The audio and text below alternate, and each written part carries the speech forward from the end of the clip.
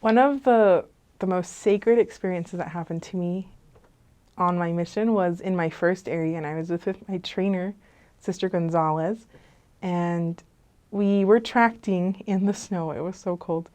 And we were tracting, and we kept on getting this particular house confused with a potential investigator's house.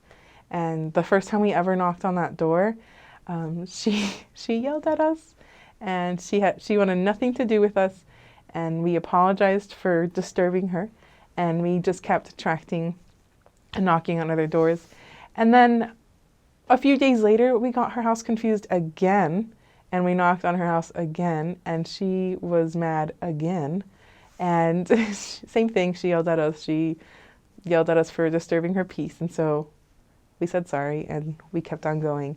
And this happened about 3, 4, 5 times more, and we kept on knocking on her door, and I felt so bad.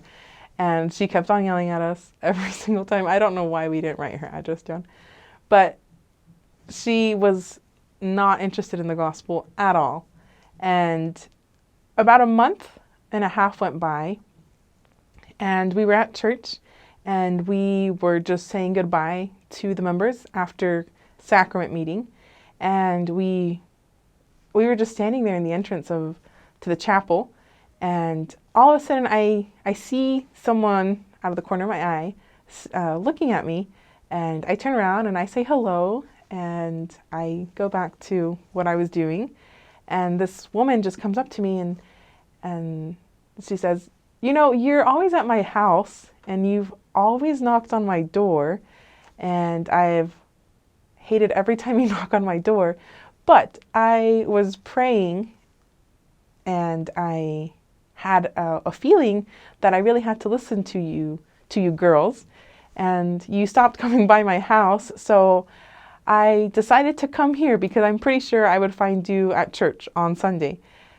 And when she said that, I was so blown away, and I couldn't speak because I remember her. She yelled at me multiple times, so I really do remember her face. And before I could say anything, she was like, I want to learn more about your church. I think it's a sign from God, and if I get an answer that these things are correct, I want to get baptized.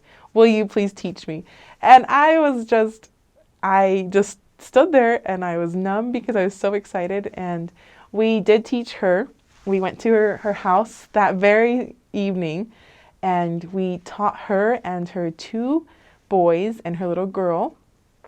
And within a month, she and her 2 little boys, or her 2 teenage boys, were baptized. And it was just, it's a fantastic story for me, because I know that my prayers are answered, and that I have to be willing to follow the Spirit and willing to keep trying.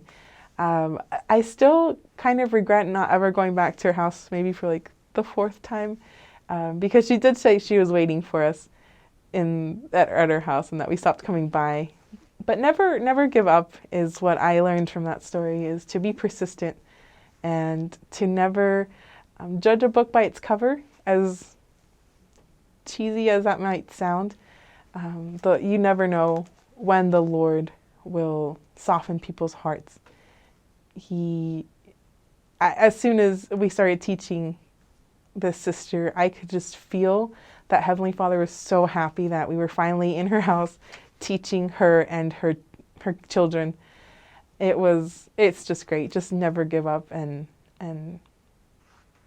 be nice. Be nice to everyone that slams the door to you or that doesn't want to talk to you, because you never know if they'll come up to you in church and ask to be baptized.